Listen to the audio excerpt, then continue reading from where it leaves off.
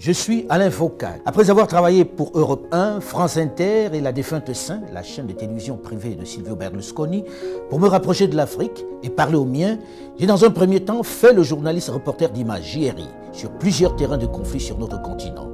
Le Congo, la RDC, ex-Zaïre, la Somalie et le Rwanda.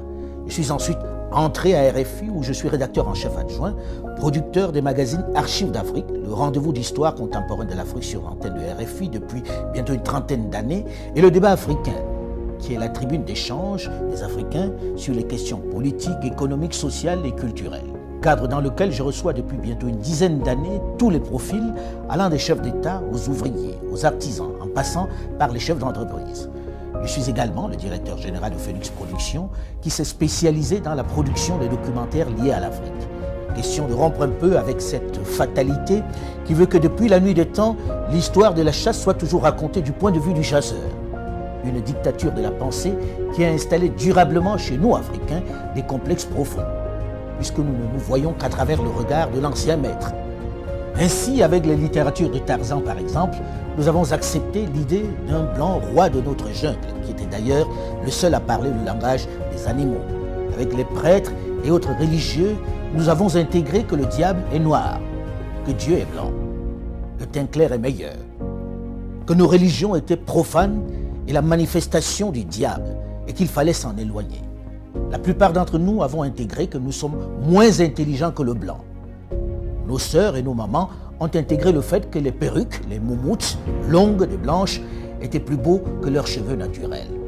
Il est venu le moment de sortir de cet obscurantisme. Il est venu le moment pour une jeunesse désormais bien formée et ouverte sur le monde, d'élaborer le narratif des Africains, de raconter notre histoire, de magnifier nos valeurs, de vulgariser notre savoir, notre conception de la vie. Bref, de récupérer la parole qui nous a été arrachée et de parler de nous, sans complexe, avec fierté. C'est pourquoi j'encourage les jeunes à produire autant qu'ils le peuvent, que ce soit dans la littérature, la culture ou dans le domaine de l'audiovisuel. Les programmes sur nos médias doivent ressembler à nous. Ils doivent refléter nos réalités. Nos feuilletons, nos films, nos jeux doivent ressembler à nous. Fini le mimétisme. Dans le même temps, mon travail à l'international m'a permis au fil de toutes ces années de me rendre à l'évidence à quel point notre continent, pourtant si riche en ressources humaines et minières, souffre d'un mal chronique, l'absence de leadership de qualité qui puisse impulser le développement. Pendant longtemps, les diplômés, les cadres se sont trop contentés de gagner leur vie dans de grosses structures, abandonnant trop souvent à des aventuriers, des voyous de tout poil la gestion de notre bien commun. Des politiques sans vergogne qui se sont enrichis, plongeant nos pays dans l'abîme et le chaos. Il devient urgent pour cette jeunesse bien formée, avec de vrais rêves et de réels potentiels, de s'engager en politique pour donner un cap à nos territoires. C'est eux qui doivent mettre un terme à cette pandémie qui fait plus de victimes que le paludisme, Ebola et le Covid-19. Il faut s'engager en masse en politique et travailler à changer les paradigmes.